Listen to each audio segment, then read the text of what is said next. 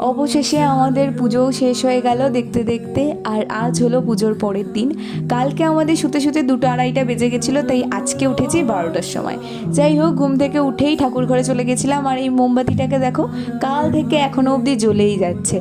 যাই হোক, ঠাকুর ঘরে যা যা মিষ্টির প্যাকেট ছিল সব নিয়ে চলে এসেছি। আর এদিকে টুম্পা দিদি একদম জোর কদমে রান্না করতে লেগেছে।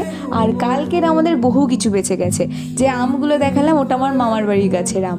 যাই হোক, এই সব কিছু দেখতে না দেখতেই আমার হঠাৎই মনে পড়লো যে স্যারের দেওয়া একটা গিফট আমি এখনও অবধি খুলিনি। সেটা হলো আমার ড্রয়িং স্যারের দেওয়া গিফটটা তো দেখলেই। যাই হোক, এদিকে খাওয়া দাওয়ার পর্বও মিটে গেছে। খাওয়া দাওয়া করে আমার এক মাসিকে ছাড়তে আমার গোটা বাড়ি বেরিয়ে এসছে। এই মাসিকেও আটকানোর অনেক চেষ্টা করেছিলাম, বাট তাদের কাজ থাকায় তাদেরকে ছেড়ে দিতে হলো। যাই হোক, এখন সুমি তো পিঠে ব্যাগ নিয়ে ঘুরছে। ও ভাবছে ওকেও যেতে দেবো, কিন্তু এটা কোনোদিনই সম্ভব না। পল্লবকেও এরকম বহুত দিন ব্যাগ নিয়ে ঘুরতে হয়েছে। যাই হোক, এদিকে আমার বৌদিকে দেখো, যেতে না পারার দুঃখে কেমন মুখটা কাচুমাচু করে বসে রয়েছে। যাই হোক, দিনটা আমার এইভাবেই কাটলো।